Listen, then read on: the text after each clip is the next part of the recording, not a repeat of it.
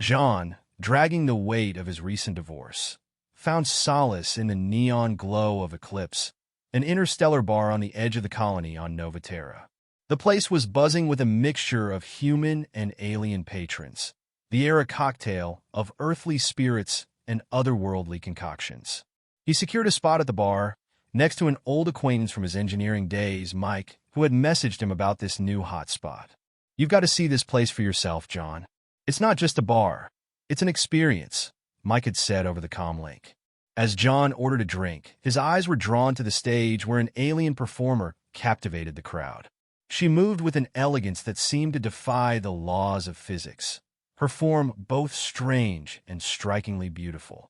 Her scales shimmered under the stage lights, changing colors with her movements. "Never seen anything quite like her." "Huh?" Mike nudged him, noticing where his attention had landed. "Yeah, she's something else," John admitted, his gaze fixed. "That's Zara. She's a Zeltrani," Mike informed him, his voice mixed with a hint of admiration. "They're known for their expressive dance. Draws a big crowd every night." As the set ended, the crowd erupted in applause.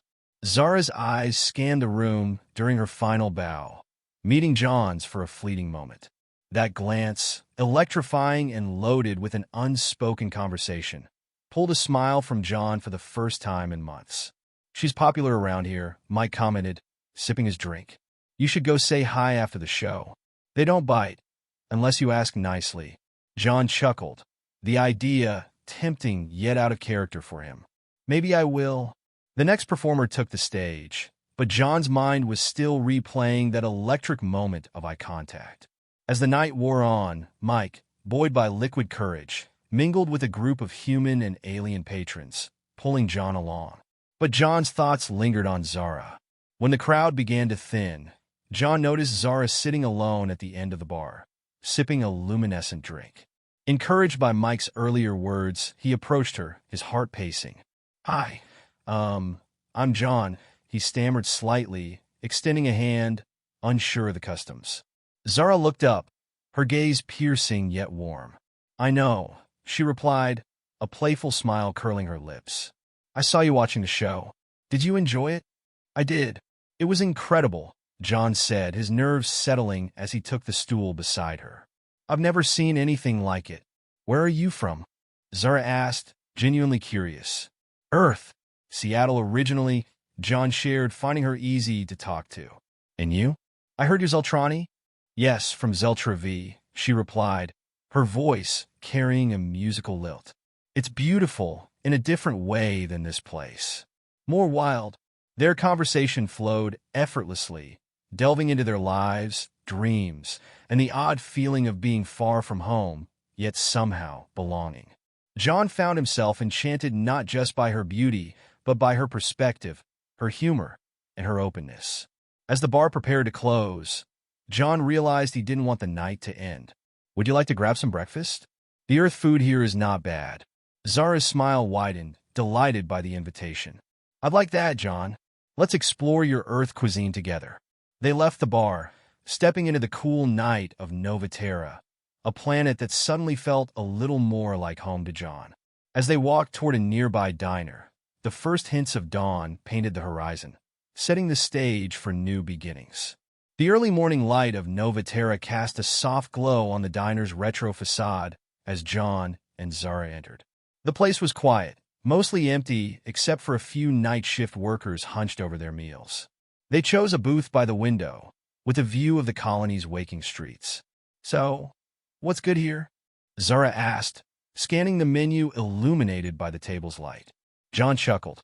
"Honestly, the pancakes are about as close to Earth cuisine as you're going to get on this planet. They even have real maple syrup."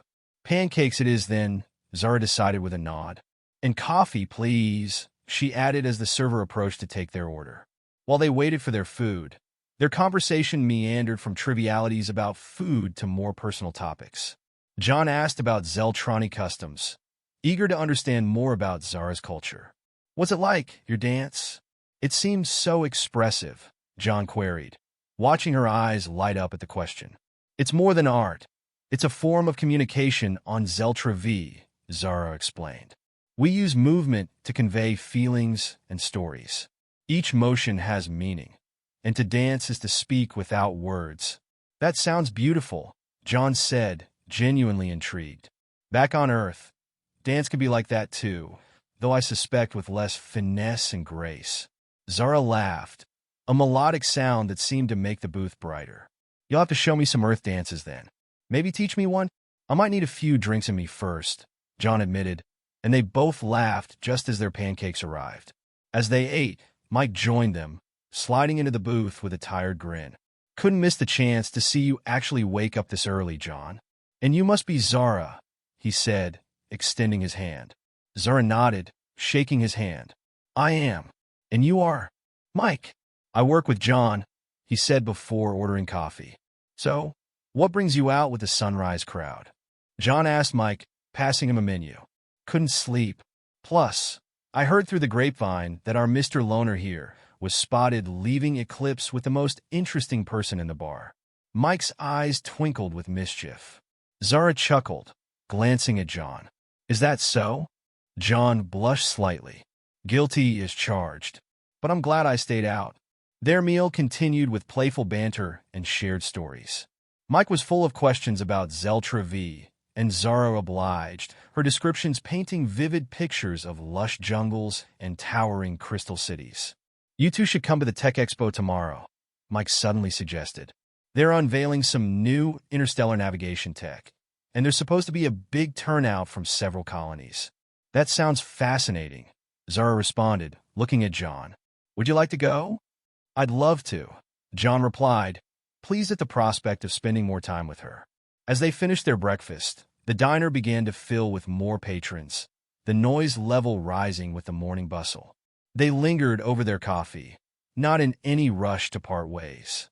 Finally, as they stepped outside, the air crisp and cool, John felt a warmth not just from the rising sun, but from the connection he was building with Zara, and the unexpected approval of his friend. I'll see you guys tomorrow then, Mike said, heading off to start his day. As John and Zara walked slowly back toward their respective apartments, their conversation drifted to plans for the expo. Today was great, John said. I'm looking forward to tomorrow. Me too, Zara agreed, her hand brushing against his as they walked. Their fingers intertwined naturally, comfortably, as if they were meant to fit together all along. The Tech Expo was held in one of Novaterra's largest exhibition halls, a sprawling space filled with the latest innovations from across the galaxy.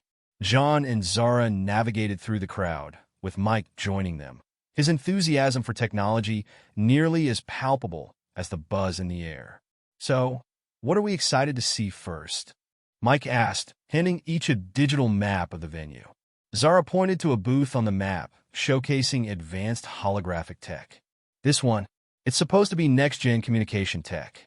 Could make interstellar calls feel like the person is right in the room with you. Perfect choice, John agreed, as they made their way through the displays of sleek starships and intricate gadgets. At the holography booth, a demo was just starting. A representative initiated a call, and suddenly, a life-sized, three-dimensional image of another alien appeared among them. So realistic that Zara reached out to touch it, her hand moving through the image. Incredible, she murmured. Makes the galaxy seem a little smaller, doesn't it? John noted, watching her fascination with a smile. They spent a couple of hours exploring various exhibitions, from AI-driven ecosystems to quantum computing solutions, each display more intriguing than the last. As they walked, they shared thoughts and jokes, the trio forming a bond over shared curiosities and discoveries. Lunchtime approached, and the smell of multicultural cuisine from the food court tempted them away from the tech. They settled at a table with an assortment of dishes, some Terran, some Zeltrani, and some unidentifiable but delicious looking. So, Zura, how does this all compare to tech on Zeltra V? John asked as they ate. We have similar advancements, but focus more on environmental tech, harmonizing our technology with nature rather than overpowering it, she explained. What about Earth, John? Well, Earth has its moments, John said with a laugh. We're good with robotics and AI, but this, he gestured around the expo, is way beyond what I saw before I left. Their conversation drifted to personal aspirations. Mike expressed a desire to start his own tech firm one day, while Zara spoke of blending art and technology to create immersive cultural experiences. What about you, John? What's your big dream? Mike asked, leaning back in his chair. John paused, looking thoughtful. I used to have it all planned out. Career, family, the usual. But after everything that's happened, I think now I'm just looking to make a difference somehow. Make things better where I can. Zara reached over, squeezing his hand. You already do, just by being who you are. Flushed with a mix of embarrassment and pleasure, John changed the subject. Shall we check out some more exhibits after lunch? They agreed, and the afternoon passed in a blur of laughter and learning. As the expo wound down, Mike excused himself, leaving John and Zara to enjoy the rest of the evening together.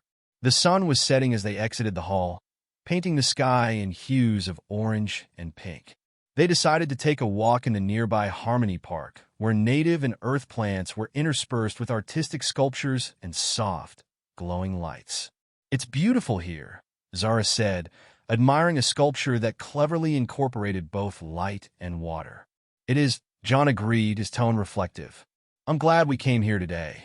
I'm glad for all of this. He gestured between them. Zara smiled, her eyes reflecting the park's gentle lights. So am I. I didn't expect to find this when I came to Novaterra. Neither did I, John confessed. But I'm starting to think maybe I was meant to. They walked slowly through the park, their shoulders brushing occasionally. The evening deepened around them, the first stars appearing in the sky as they made their way back to the city. As they neared her apartment, John stopped, turning to face her. Zara, would you like to have dinner with me tomorrow? Just us?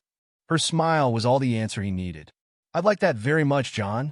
Their hands found each other again as they said goodnight, both looking forward to what the next day would bring. John paced his small apartment, glancing at the clock, checking the table he'd carefully set, adjusting a candle here and there. The smell of pasta filled the air, a recipe he hadn't cooked in years but had once perfected back on Earth. Zara would be arriving soon, and he wanted everything to be perfect. A soft chime sounded from the door. Taking a deep breath, John opened it, and there stood Zara, her shimmering dress catching the light, her smile warm. Wow, you look stunning, John managed, feeling a rush of admiration he could barely contain. Thank you, John.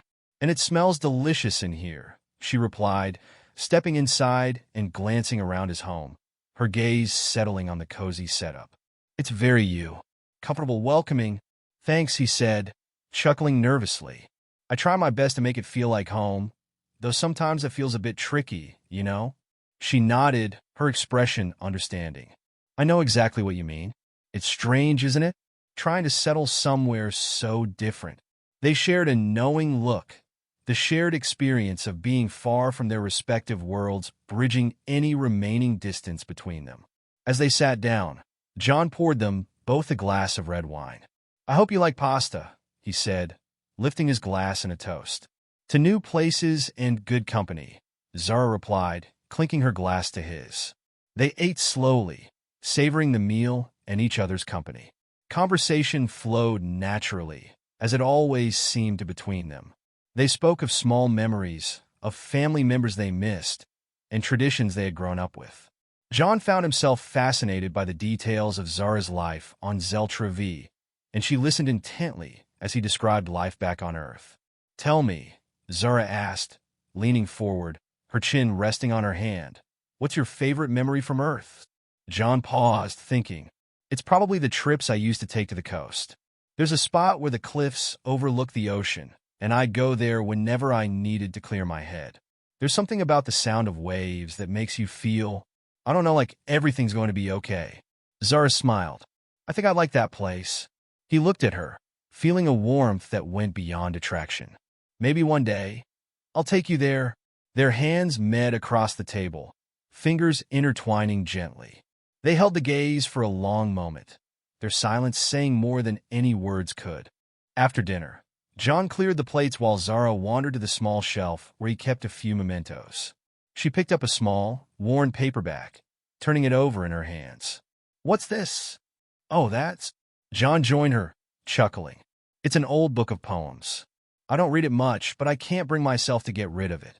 It's one of those things you keep for no real reason, except it feels like a part of you. Zara opened the book, flipping through its pages, a look of quiet interest in her eyes. Would you read one to me? Caught off guard but smiling, John took the book from her and found a short poem about journeys and finding home in unexpected places. His voice was soft as he read, each word coming out with more meaning than he'd ever realized was there. When he finished, he looked up to see Zara watching him with an intensity that made his breath catch. They were standing close now, closer than they'd ever been. Her hand moved to his cheek, her touch gentle, and without thinking, he leaned in, his lips meeting hers in a slow, tender kiss. The kiss deepened. Their connection felt on a level beyond words or thought. Zara's arms wrapped around his shoulders, and he pulled her close, feeling the warmth of her body against his. The simple touch felt electric, each moment charged with anticipation, yet comforting and familiar. John's hand moved to her waist, drawing her even closer. They broke the kiss only for a moment, their eyes meeting, both of them slightly breathless. "John," Zara murmured, her voice soft. "I didn't expect to feel this way." "Neither did I," he admitted, his hand caressing her back in slow, comforting circles. "But I don't want to hold back anymore." They moved to the couch, sitting close, his arm around her, her head resting on his shoulder. They stayed that way for a while, talking softly, each touch and glance feeling more intimate than the last. As they grew more comfortable, Zara traced gentle patterns on his arm, her touch sending a shiver through him. "Your skin, it's so different from ours," she said quietly, studying the contrast between her hand and his. "It's softer." He smiled, lifting her hand to his lips. "I think we're more alike than we are different, though," he whispered, kissing her fingertips. Zara leaned in, her lips brushing his once more. This time, the kiss was deeper, more urgent, yet still gentle. She straddled his lap, her hands running through his hair, his own hands exploring her back, feeling the slight ridges of her unique anatomy, the smoothness of her skin. Their kisses became slower, lingering, as if savoring every second. The warmth between them grew, an unspoken bond that only seemed to strengthen with each touch. Their connection was undeniable, built on mutual respect and something that transcended words. They eventually pulled away, both of them smiling, their foreheads resting against each other. "Stay with me tonight," John whispered, barely audible, the words holding more meaning than he'd ever imagined. Zara smiled, nodding softly, her eyes filled with affection. "I will, John." They stayed close, their hearts beating in sync, neither of them feeling alone for the first time in a long time. As the morning sun filtered through the blinds of John's apartment, casting lines of light across the room, he and Zara slowly awoke, tangled in each other's embrace. The night had deepened their connection, each moment they had shared bringing them closer, making the strange and new feel familiar and cherished. John stirred first, gently disentangling himself to start the coffee machine, a ritual he had adopted from his Earth days, now shared with Zara. The scent of brewing coffee filled the air, comforting and rich. Zara, still wrapped in the sheets, watched him with a soft smile. "Good morning," she said, her voice raspy from sleep. "Morning," John replied, bringing her a cup of coffee. "Sleep well." "Better than I have in a long time," she admitted, accepting the mug and sitting up. The sheets pooled around her waist, and she tucked a strand of hair behind her ear. "What about you?" "Same here," John said, sitting on the edge of the bed. He took a sip of his coffee, then turned to face her, his expression thoughtful. "Zara, last night it was amazing. I feel like we found something really special." "I feel it too," Zara replied, reaching out to touch his hand. "I'm glad we're on the same page." Their morning continued leisurely, with breakfast and more conversation about their lives and dreams. John shared his passion for engineering, his hopes to contribute to the colony's development.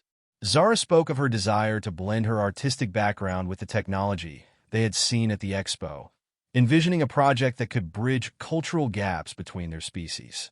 "Why don't we try to start something together?" John suggested, excitement building in his voice. A collaboration that combines your art and my technical skills. Zara's eyes lit up at the idea. That could be incredible. We could start by creating an installation, something interactive that allows people to experience both our cultures.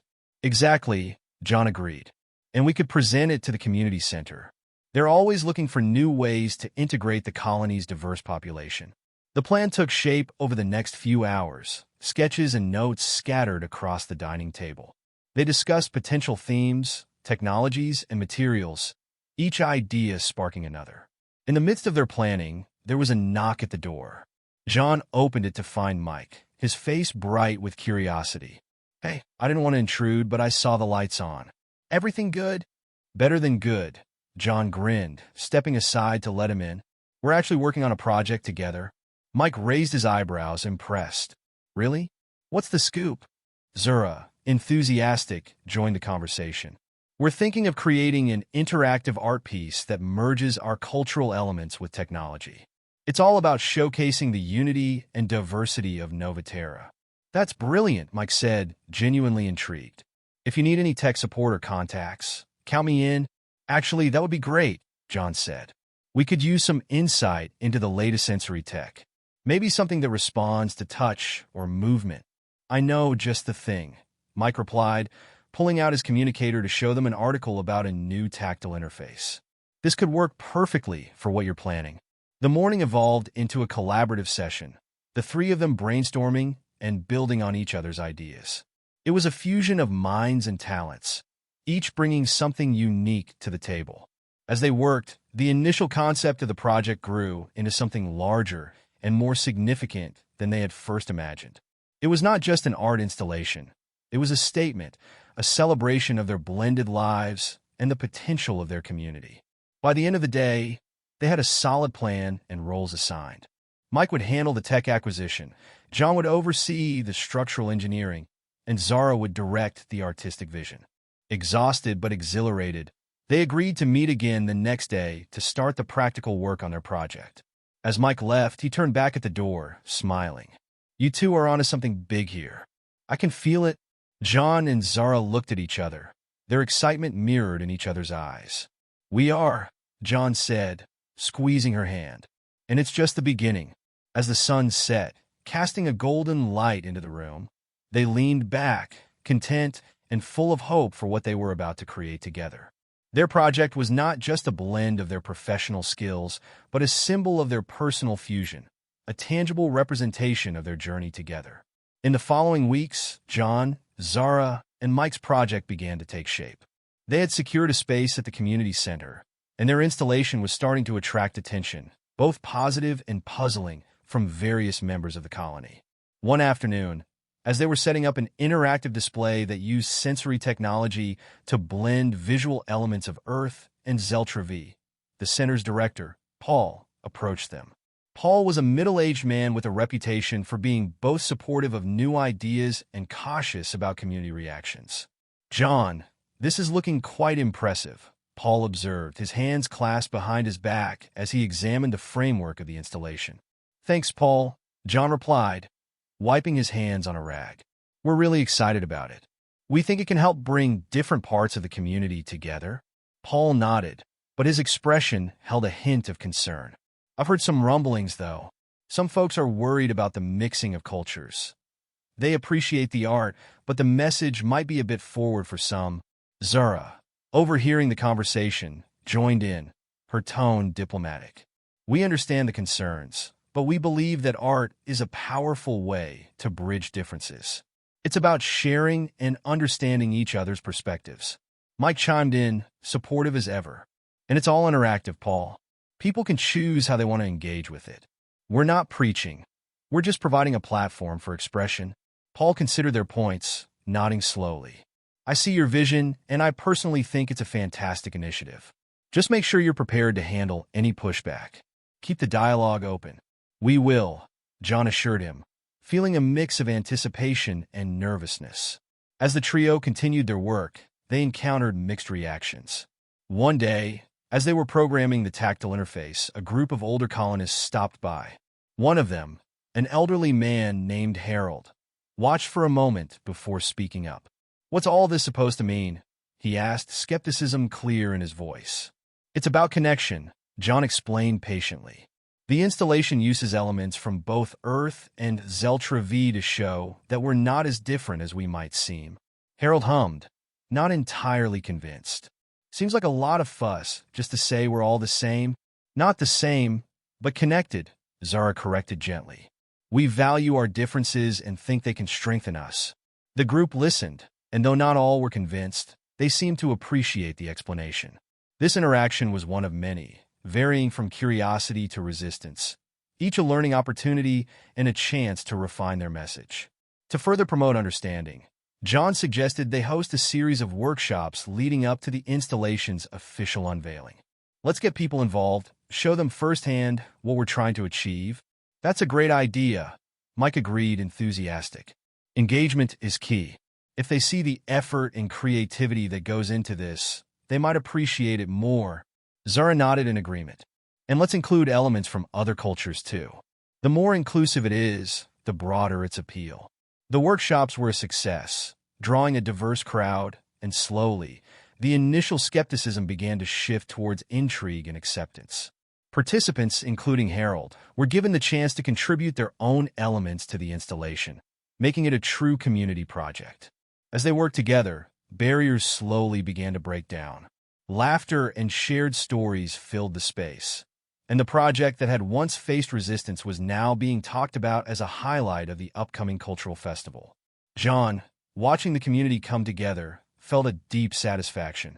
"Looks like we're really making an impact," he said to Zara and Mike as they took a short break. "It's more than we hoped for," Zara replied, her eyes bright. "Yeah, who knew art could be so revolutionary?" Mike added with a grin.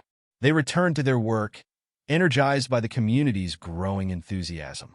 As they placed the final piece, stepping back to view their creation, a beautiful, glowing representation of shared humanity and alien cultures, they knew they had not only created something meaningful, but had also started something important in the community. This was not just an art installation. It was a symbol of potential unity and a testament to the power of collaboration and open-mindedness. The day of the cultural festival arrived, and the community center was abuzz with excitement. The installation, now complete, stood as a centerpiece, drawing curious and admiring glances from visitors. John, Zara, and Mike watched from the side, their nerves mixed with pride as people interacted with their creation. "Looks like our hard work is paying off," Mike remarked, observing a family laughing as they engaged with the sensory elements of the installation. "It's beautiful to see," Zara replied, her hand finding John's and squeezing it gently. John smiled back at her, then turned his attention to an approaching figure. It was Paul, his face wearing an expression of impressed satisfaction. "John, Zara, Mike, you've really outdone yourselves. The feedback has been overwhelmingly positive. It seems you've won over even the skeptics." "That's fantastic to hear, Paul," John said, relief evident in his tone. "We hoped it would bring people together, but you never know until you see it in action." As they spoke, an elderly woman approached them, her eyes bright with enthusiasm. "Is this your work? My grandchildren can't get enough of it. They've never seen anything like it. It's so uniting." Her words warmed John's heart. "Yes, ma'am, it is. We wanted to create something that would showcase the beauty of diversity," Zara explained. The woman nodded appreciatively. "Well, you've done a marvelous job. Thank you for bringing such a vision to our community." Encouraged by the positive reception, the trio mingled with the crowd, explaining the technology and the art behind each section.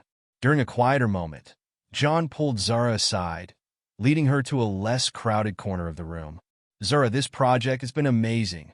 And not just the work, but doing it with you," John started, his voice low and earnest. "These past weeks, getting to know you, building something meaningful together, it's made me realize how much I want this us to be permanent." Zara's eyes widened slightly, a mix of surprise and happiness dancing in them. "John," he took a deep breath, reaching into his pocket to pull out a small, delicately crafted ring. "I know it's fast, but when something feels this right, Why wait? Zara, will you marry me? The question hung in the air for a moment, charged with emotion. Then, her expression softened into a tender smile, and she nodded. Yes, John, I will marry you.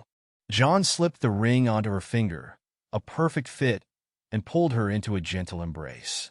Around them, the festival continued, but for John and Zara, the world seemed to pause, their future cementing in this perfect moment. They broke their embrace as Mike wandered back over, a questioning look on his face until he noticed Zara's hand. His face broke into a wide grin.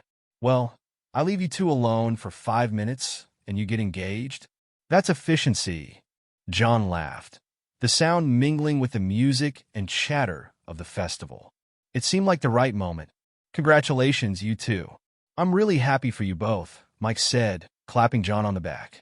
The rest of the day was a blur of celebrations, not just for the success of their project, but for their personal joy.